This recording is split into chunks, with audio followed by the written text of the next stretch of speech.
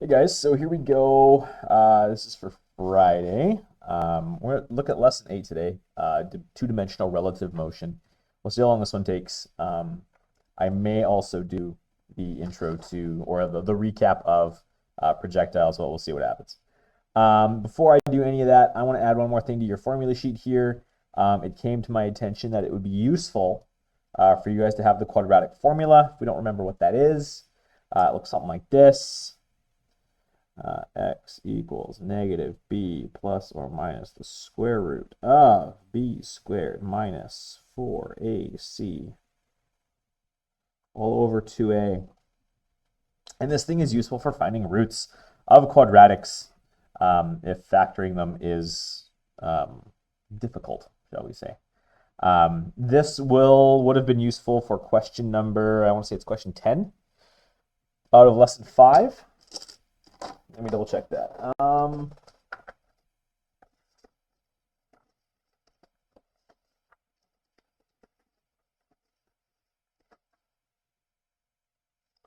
Yeah, question 10. Sorry, where is it?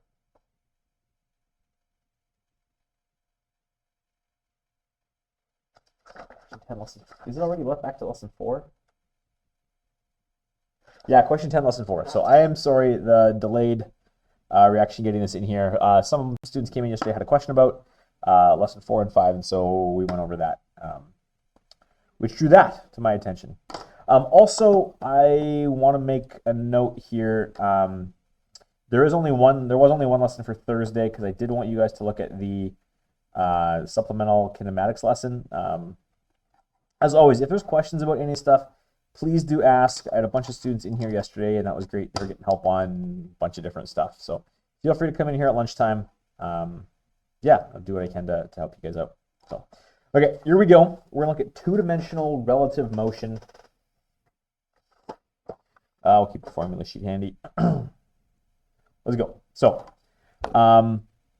there's different kinds of relativity. What we're going to deal with now is what's called classical relativity, describing relative motion of slow-moving objects. And so relative motion is how one object is moving in observed by another object, or how an object is moved being observed by itself. Special relativity is hopefully the last unit we're going to do. Special relativity describes the relative motion whose speeds approaches the speed of light. And there is a fundamental difference between how this works, and I'm hoping we can get there to show you guys that.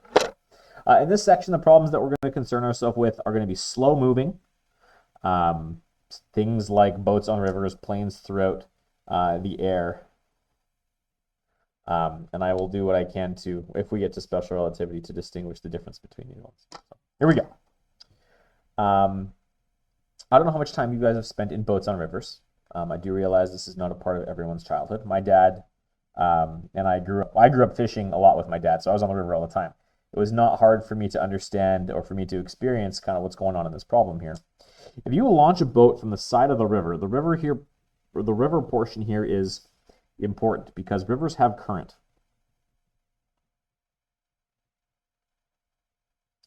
For those of us who've never been in a river before, current is flowing water, so it's moving. So I'm going to add that in here. There's a current going to the right. So if you've got a boat and the boat is pointed straight across the river, what's going to actually happen to the boat? Well, the boat is actually going to move this way. Well, why is the boat going to move that way? Well, because for every chug it takes moving forward, the current's going to push it. So it's going to go forward and over, forward and over, forward and over. But all of that's happening kind of at once. So while the boat is displacing this way, while the boat's moving this way, the current's moving it this way, resulting in a boat that if you were to look at it from the top down, that slides kind of up and over this way. If you're just standing in the boat, if you're just looking at where the boat is, you're pointed across the river. As far as you're concerned, you're moving straight. But to anyone standing on the side, they would see the boat traveling downstream. And this is just vector addition. What do we have here? We've got the velocity of the boat. I'll put this in here in red. call this V boat. The boat is pointed straight across, and it's got some speed. And we'll call this V water. The water is moving. The water also has some speed, and it's causing the boat to move downstream. So you've got V result.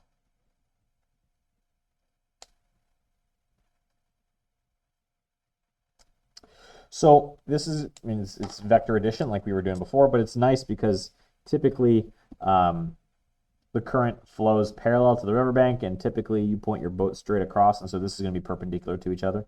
This right angle means that the trigonometry is going to be relatively simple for stuff like this. So we've got that the V result, the resultant velocity, is going to be equal to the velocity of the boat as a vector plus the velocity of the water, however that thing is moving. And it's important to recognize here that V boat, I'll write out boat here. The way it will be quoted to us in the questions that we look at here is the speed of the boat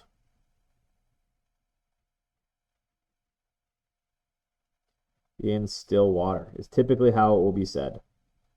So the boat is capable of going this fast. It points itself, or it heads across the river. The velocity of the water is going to push it sideways, giving it a new resultant velocity. So I think it's obvious here at this point. A boat points it straight across the river. Does it actually move across the river? No. There's a current.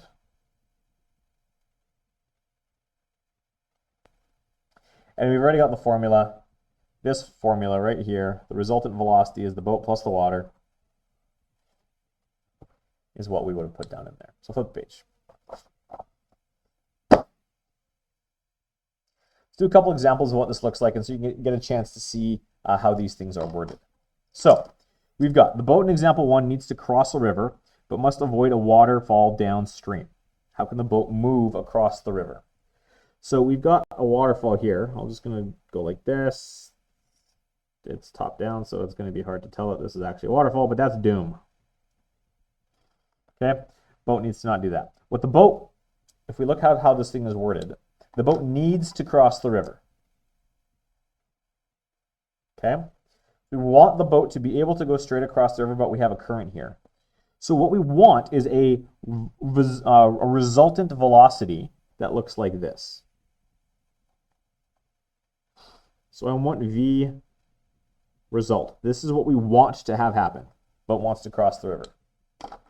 But if we look at what we've got going on here, we've got a current. So I'm going to take this current, and again, resultant is the sum of two vectors. I'll write it back up here.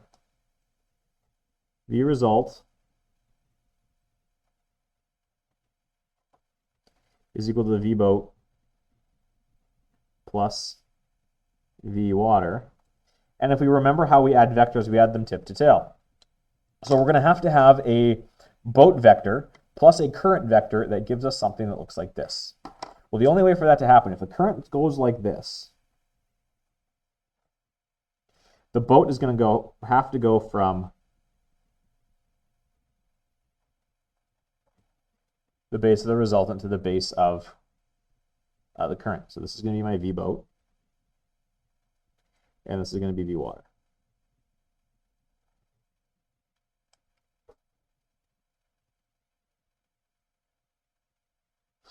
So the question just says, how can the boat move across the river? Well, this is how. It'll point itself that way. It'll run its engines, but because the water is pushing back against it, the boat's actually going to end up moving like this. So we can do, we're going to do a couple more questions that actually start to bring in these values here. So we need to do, we need to read the problem carefully, since there is a boat, there's a difference between the heading across the river, like in example 1, and a boat that is actually moving across the river. So heading is the direction that the boat is pointed in.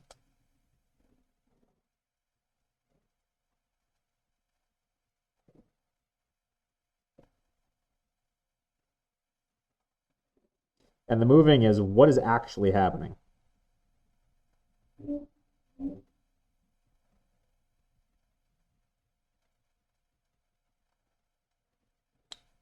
Okay. So there's some language here that's important. I said that typically the boat is going to be quoted as the speed in still water. It'll also be quoted as engine speed. You talk about air speed. We're going to look at plane problems, so it's going to be the boat or the plane.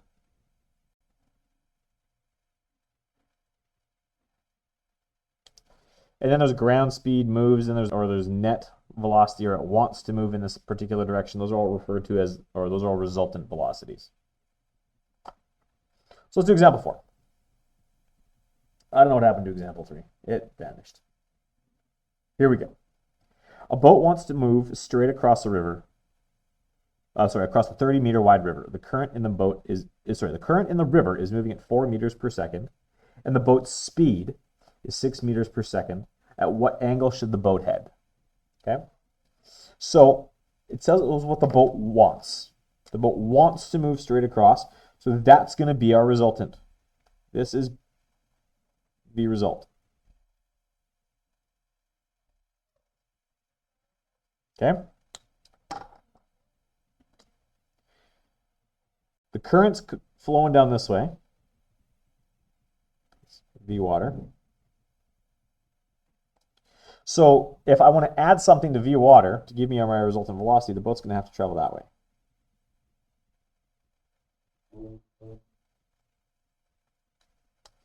We've got some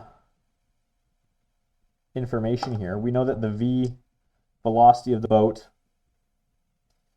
is 6 meters per second. So the engine speed of the boat, the velocity that the boat is capable of traveling, is 6 meters per second. And the velocity of the water is 4 meters per second.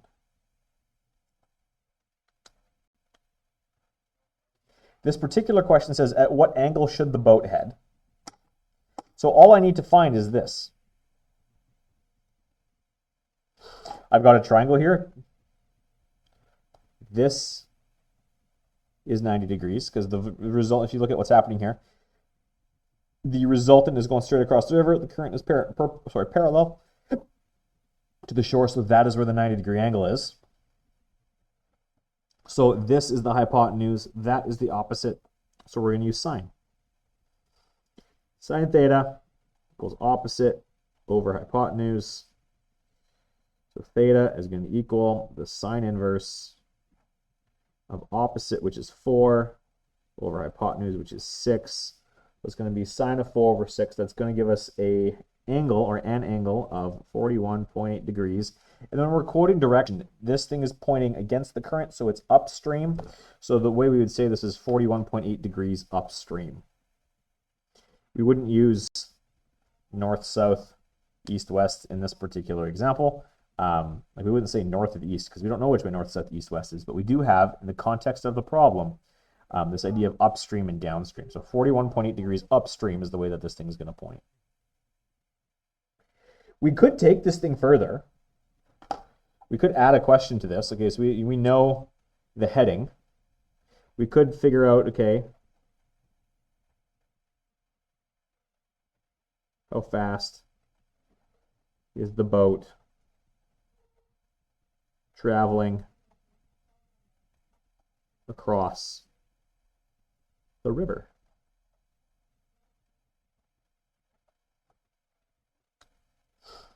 Well, to find that, we want the result. If we look at what's going on here, that's a 90-degree angle there. So we can just use Pythagoras to figure out what V result is. It's going to be V result. If we remember how to use Pythagoras, it's going to be result squared plus water squared equals V boat. V water squared equals V boat, because that is how the triangle is laid out for us. So my resultant, V result, is going to equal V boat squared minus V water squared, square rooted. So that's going to be 6 squared, square root of 6 squared minus 4 squared, and I did that already. That is 4.47 meters per second. So that is the speed that the boat is traveling across the river. And we could ask another question here. How long does the boat take to cross? Well, what do we know? We know that the distance across the river, we're told that's 30. And we know the resultant velocity of the boat. Now the boat, we're not told that it's accelerating, so we can assume that this thing's not. It's constant velocity across the river. So how long does the boat take? Well, we know that t, the time, is equal to, because we're dealing with constant velocity, d over v. The distance across the river is 30. This thing's traveling at 4.47 meters per second. That's in meters, so that's going to give us a time of 6.71 seconds. This boat's moving pretty quick. But that is how I could take a question like this and work it all the way to the end. How fast is the boat traveling and how long is it going to take? There it is. Flip the page.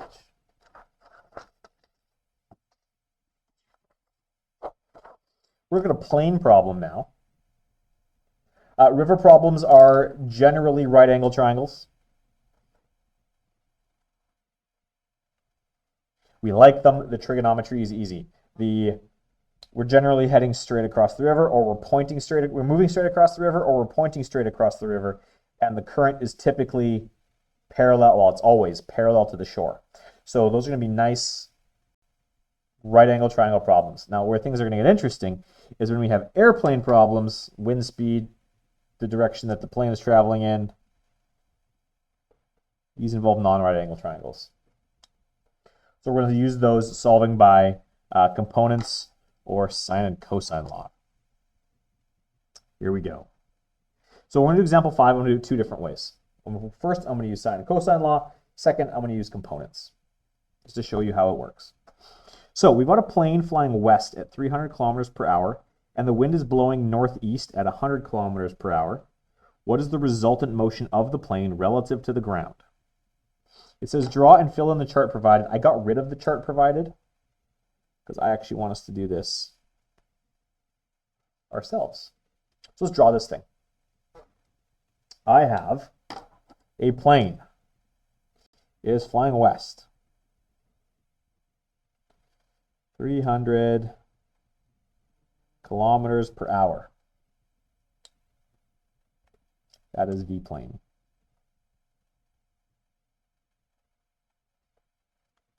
I have the wind blowing northeast at 100 kilometers per hour, and I want the resultant motion. So the resultant motion is always going to be the plane plus the wind, just like it was the boat plus the water. So we add vectors, we add them tip to tail. So I'm going to take my vector for the wind, I'm going to add it right here. And it's told it's due northeast. Due northeast means that that thing has an angle of 45 degrees. So here is my V wind. If that's 300 kilometers, I want to try and draw this so that's a third of the length. Something like that.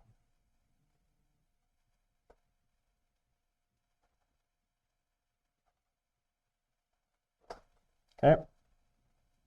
And that's 100 kilometers per hour.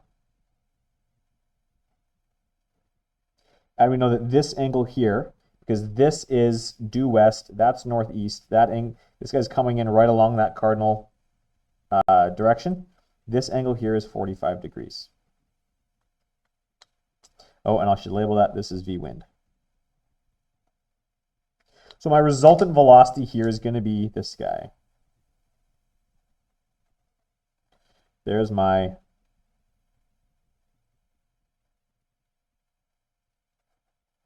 resultant velocity. So we're going to use the sine and cosine law first to figure this out.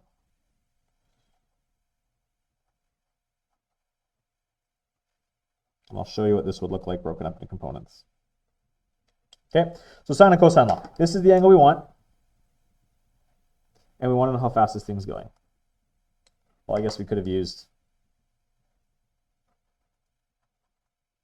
Yeah, that's going to be the easier of the 2 angles to find. So here we go. We have that angle. We've got these 2 sides. We want that angle and that side there.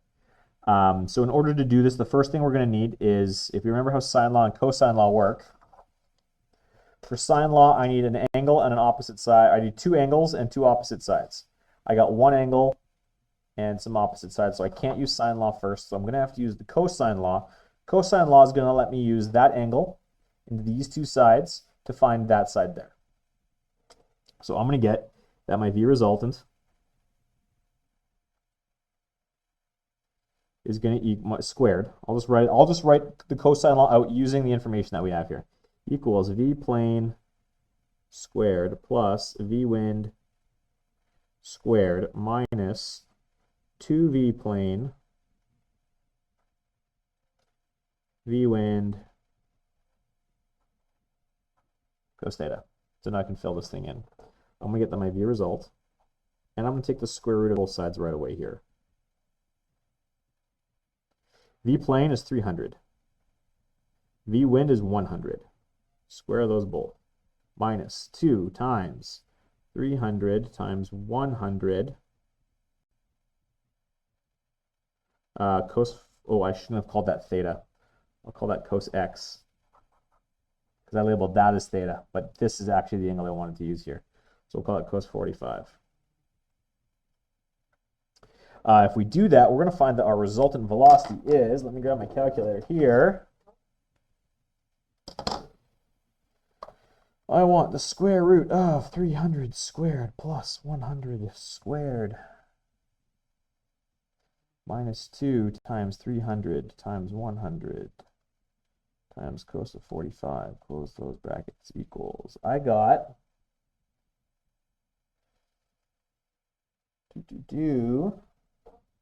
239.94.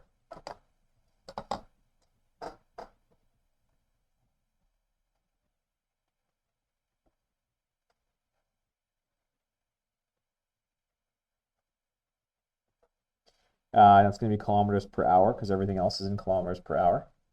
And then in order to find that angle, I'm going to use sine law now. We're going to have the sine of 45 over, so it's opposite side, opposite angle, over V result equals the sine of theta, that angle there, over 100. So theta is going to equal the sine inverse. I want to multiply that 100 up, so I'm going to have 100 sine 45 over 239.94. And I took the sine inverse of that. It's going to give me an angle of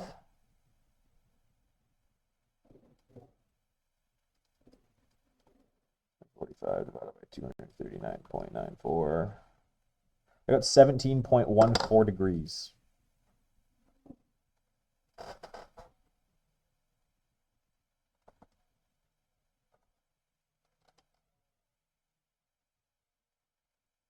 That tells us that that angle there is 17.14. So I can put that in here. My V result is 239.94 kilometers per hour, 17.14 degrees. Now for this one, the only way we can quote directions here is if we assume north, south, east, and west, like that. So this would be north of west. So that's using sine and cosine law.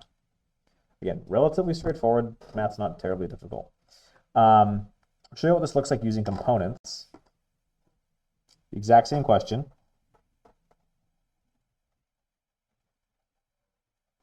I'm going to redraw this thing really quickly here.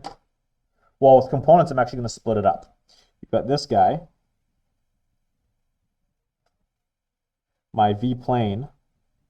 Using components, we want to quote them as I hats and J hats. So it's going to be negative 300 kilometers per hour I hat. And then we're going to have this. That is my wind. That's 100. And these are going to be the components of the wind.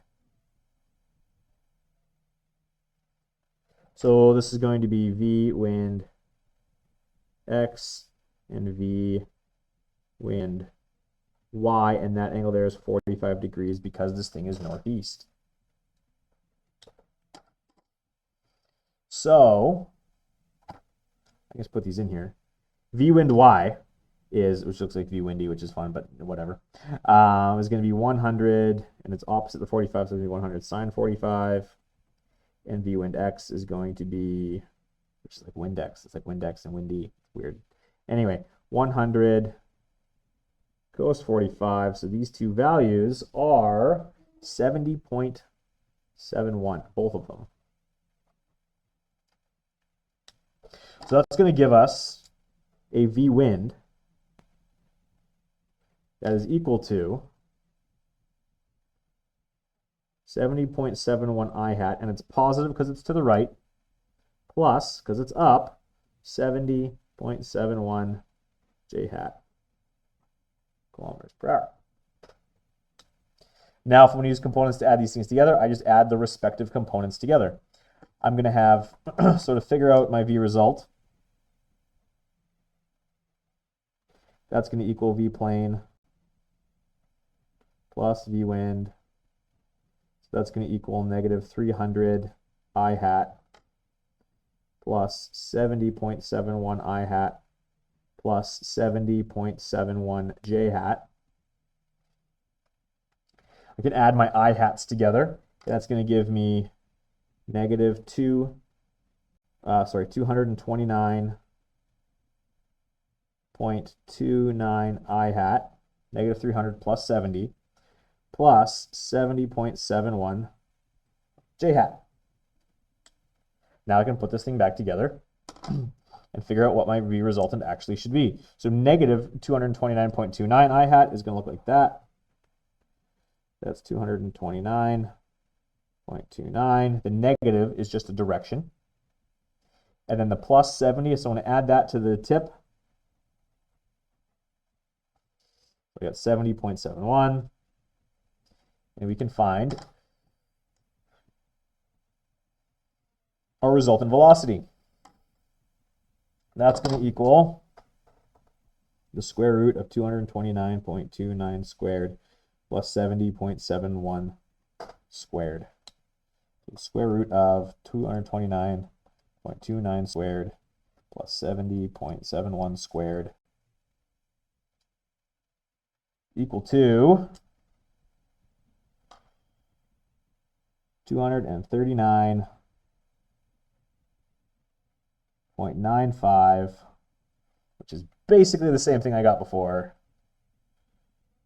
Kilometers per hour, and I want that angle right there. So that's going to be, instead of using sine law, I can use tangent because these meet at a 90-degree angle. So I have tan inverse of 70.71 over 229.29. That's an angle of 17.14. Tan inverse of 70.71 over 229.29 equals 17.14 degrees. So my V resultant is 239.95 kilometers per hour, 17.14 degrees north of east. West.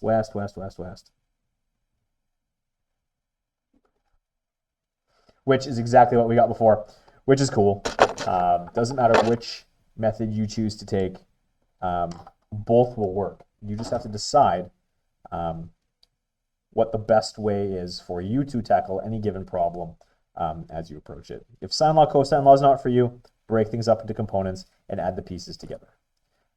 If you're cool with sine law and cosine law and figuring out the angles and that kind of stuff, use sine law, cosine law. It's a slick way to get it done. So you choose how you want to approach these problems. Flip the page.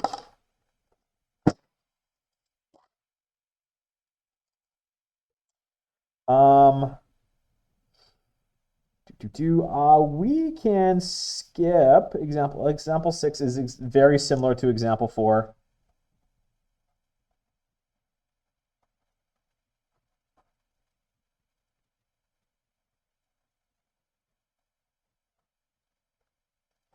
The only thing I will make a comment here on is it says find the resultant speed and direction. Well, that's relatively easy to do.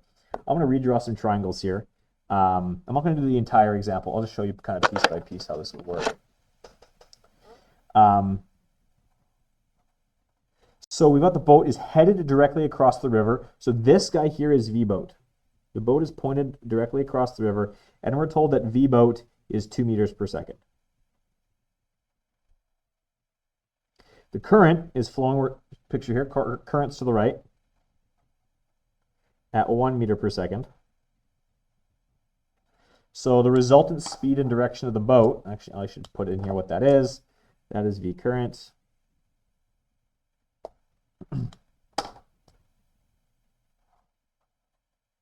It's going to be that guy there. That is our V result. And that angle there would be the direction.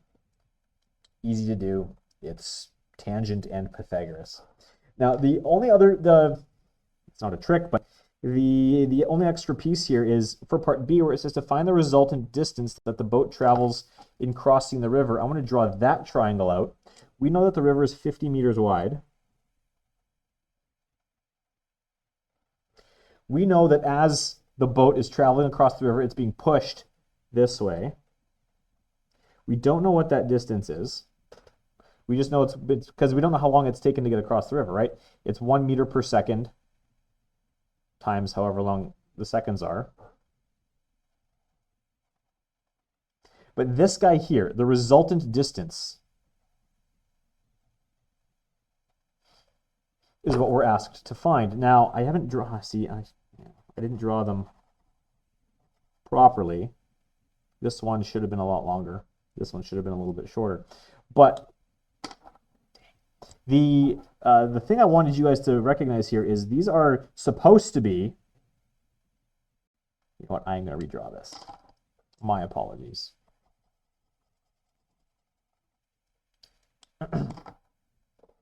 I'll draw it the same. So this is our 50.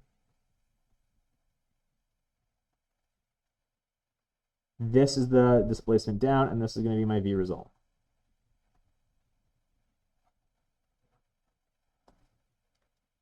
This distance corresponds to the heading. This distance corresponds to the distance pushed by the current. And this D, oh my gosh, sorry guys, D result corresponds to V result. So these triangles are actually similar triangles, and what that means is that this angle here is the same. So once we find that angle, we can plug it into this triangle. We know the distance across the river is 50, so we can use, in this case it would be cosine, to find out the resultant displacement. So I'll leave that for you to take a look at.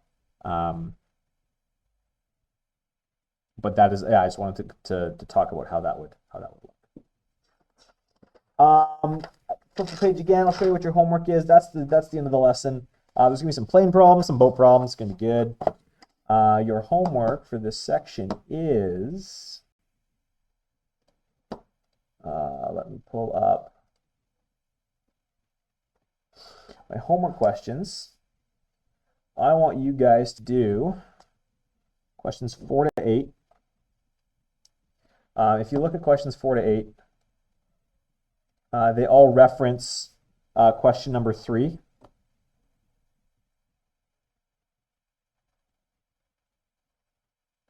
So like 3 says, draw a precise vector diagram of the following. There's A, B, C, D, E, F. 4 through 8 is 4 is 3A, 5 is 3B, 6 is 3C, 7 is 3D. So basically these ones give you information. They're asking you to find particular things from question number 3. They are, yeah, no, I think they're good. Don't bother with number 9, but I do want you to do 10, which is very similar to how I did example 4. And I do want you guys to take a look at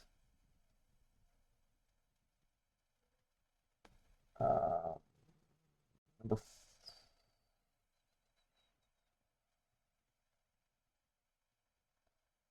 I want you to take a look at 14 and 15.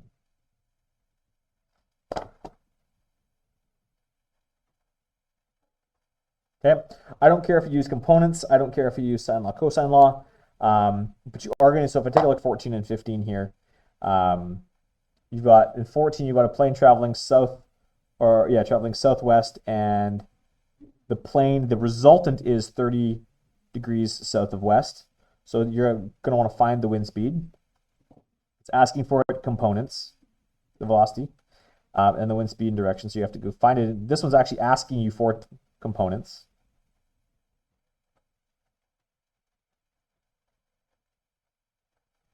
Specifies that it wants it that way. And 15, a plane has an airspeed of 300 and it's heading and is heading 15 degrees east of north. A wind blows towards the east such that the plane moves. So it's giving you resultant velocity here as well. Finding the wind again, but it doesn't specify components or otherwise. So use either method. For those of you who like components, it's good practice to do it again, get the methods down. For those of you who are interested in using the sine, law, cosine, the slightly more complicated mathematics, to do it in a slightly simpler way. The angles here are going to give you some fun, but certainly if you're into component, or if you're into sine law, cosine law, certainly give it a shot. So that's the lesson for Friday. Good luck. If you have comments, questions, concerns, please do ask. I am not going to assign, yeah, no, I won't do another one because I'm going to do lessons 9 and 10 together on Monday. Give you guys some time this weekend to get caught up on some stuff. But lesson 10 is our last one. So, we've got a test coming up. I'll be posting information about the test on Friday. And you guys are going to have to come in to write it. It'll be next week, and I'll be posting a review for you guys to take a look at as well. I'll post it on Friday, so you guys can start looking at it over the weekend, review of the stuff that we have looked at, and I'll have more information about how I want you to do the reviews. So read those instructions there. And yeah, that's about it. As always, comments, questions, concerns, please let me know.